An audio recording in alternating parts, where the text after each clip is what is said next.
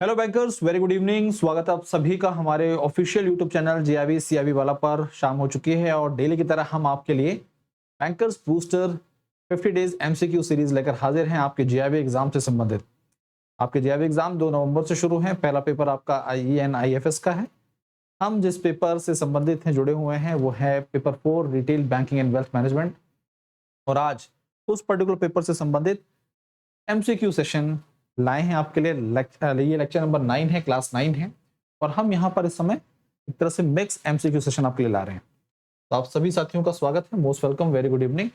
16 नवंबर 16 नवंबर को आपका आरबीडब्ल्यूएम का पेपर शेड्यूल है और इस नजरिए से आपके पास समय भी अच्छा है और हमने आपकी प्रिपरेशन को ध्यान में रखते हुए इस समय इस सेशन को शुरू करके आपकी प्रिपरेशन को और बूस्ट करने के लिए सारी सुविधाएं एक तरह से मुहैया करा दी हैं।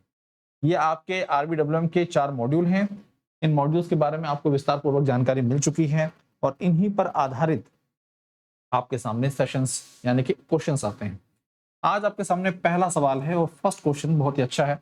ऐसे क्वेश्चंस आपके एग्जाम में बन सकते हैं। इस प्रकार के सवाल डायरेक्टली पूछे जा सकते हैं। विच of the following correctly matches the retail banking business model with its strategic orientation. अब समझिएगा, हम ये पढ़ चुके हैं कि बिजनेस मॉडल्स की जब चर्चा की जाती है तो बिजनेस मॉडल 3 प्रकार के हैं।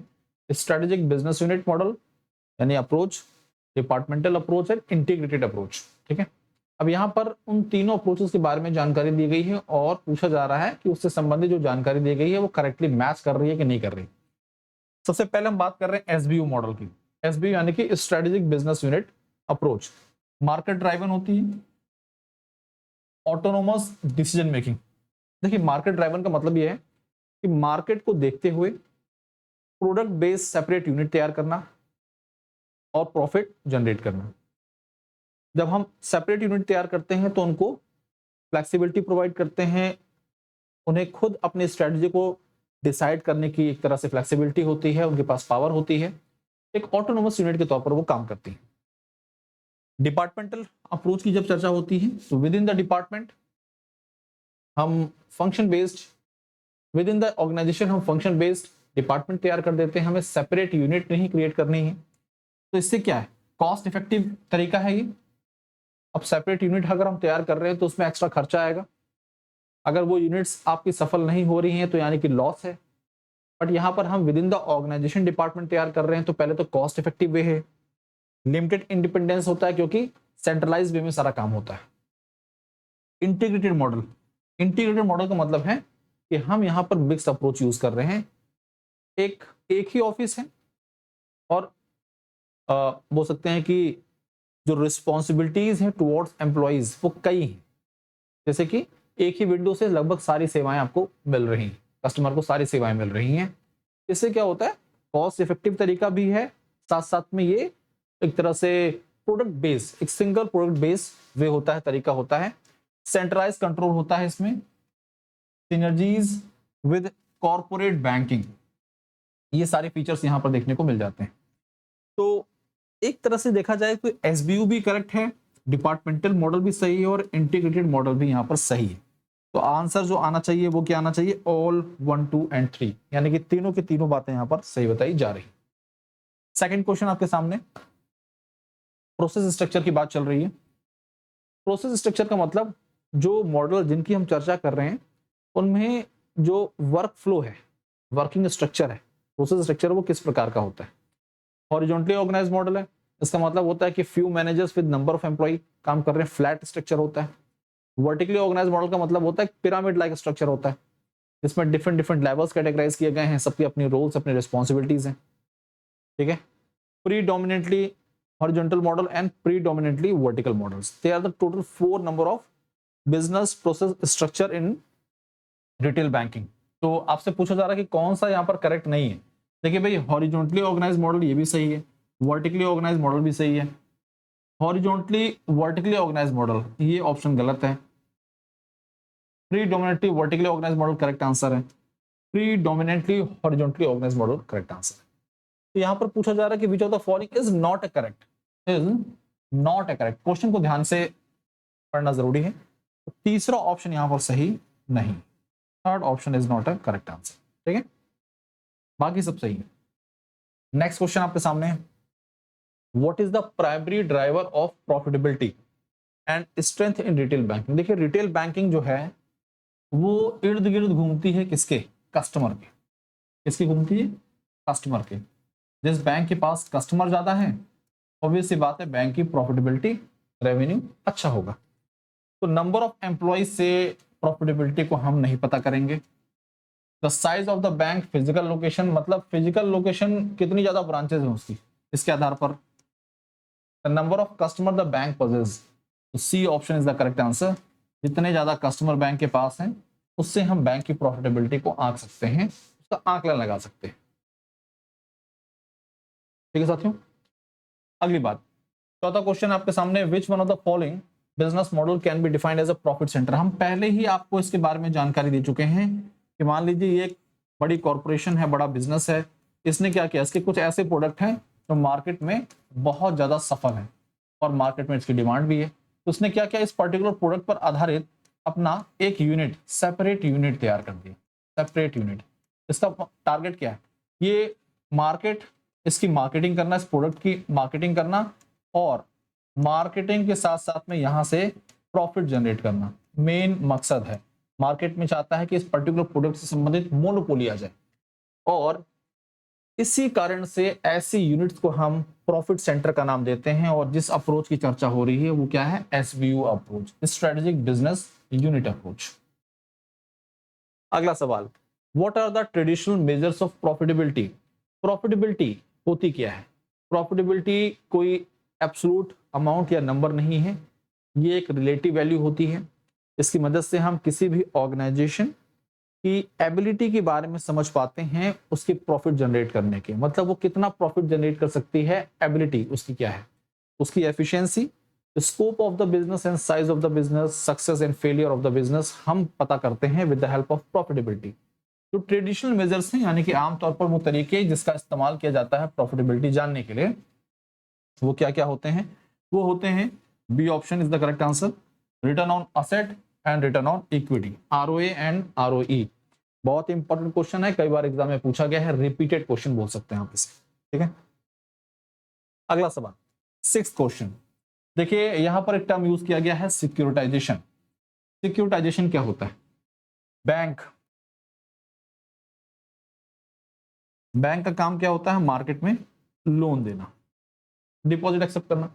लोन एक तरह से देखा जाए तो भाई बैंक ने क्या किया, अपना असेट मार्केट में फ्लो किया है, उस पर वो इंटरेस्ट जनरेट करता है। अब ये जो लोन दिया गया, आप सोचिए जरा, लोन दिया गया है मान लीजिए 50 लाख का, तो बैंक ने 50 लाख मार्केट में फ्लो कर दिया है और उस पर उसे केवल क्या मिल रहा है, इंटरेस्ट मिल रहा है। तो रिस्क तो है ही। अब बैंक को लिक्विडिटी भी चाहिए, जैसे कि वो मार्केट में और अपने लोन फ्लो कर पाए। तो इस प्रकार के जो लोन है बैंक के, जिस पर रिस्क एक जैसा है, इंटरेस्ट रेट एक जैसा है, मैच्योरिटी एक प्रकार की है, ऐसे लोन को एक स्पेशल पर्पस व्हीकल को, एसपीवी एक फर्म होती है, उसको क्या करता है बैंक, उसको सुपुर्द कर देता है, सिक्योरिटाइज कर देता है और इसके बदले में ये एसपीवी बैंक को क्या प्रोवाइड करती है, कैश फंड प्रोवाइड कर देती है।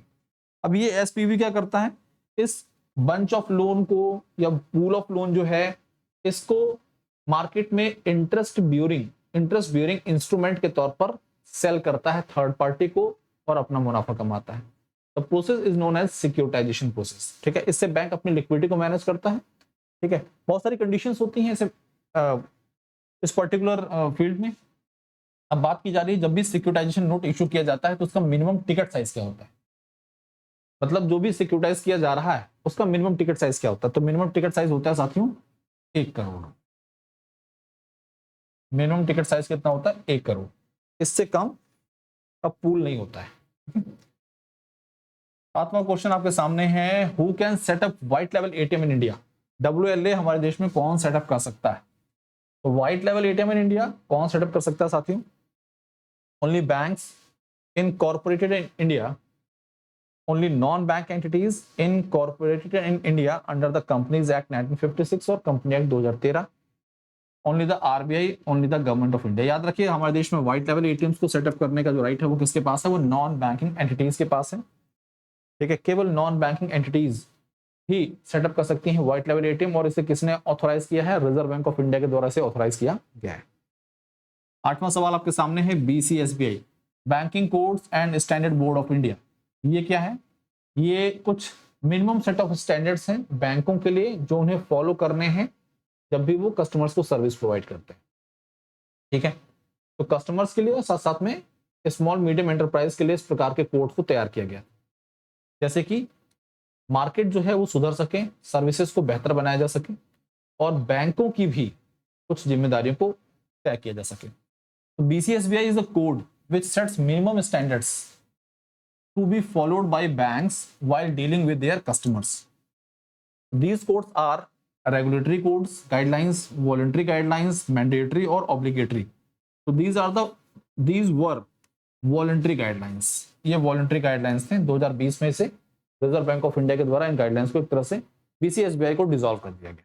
ठीक है, 9वां सवाल आपके सामने है, 9th question. What is para banking? Para banking क्या होती है? पारा बैंकिंग क्या होती है? देखिए, बैंकों के द्वारा आजकल बहुत सारे थर्ड पार्टी प्रोडक्ट जो है क्रॉस सेल किए जाते हैं. इस पद्धति को, इस प्रोसेस को हम पैरा बैंकिंग का नाम देते हैं. The distribution of third party products by retail banks, इसे क्या बोलते हैं हम लोग? इसको हम नाम देते हैं para banking. Offering banking services to customers beyond regular banking hours, providing loans and credit to customers with low credit scores, allowing customers to open bank accounts without need of paper. So first option is the correct answer. The distribution of third party product by retail banks. 10वां सवाल, 10th question आपके साथ है और वो है, what is the advantage of stand alone model over a centralized model for customer requirement? अब समझिएगा ये जो मॉडल है किससे संबंधित है? ये लोन डिस्ट्रीब्यूशन मॉडल है, लोन प्रोसेसिंग मॉडल है. तो ये स्टैंड अलोन और सेंट्रलाइज मॉडल क्या है? ये लोन प्रोसेसिंग मॉडल है.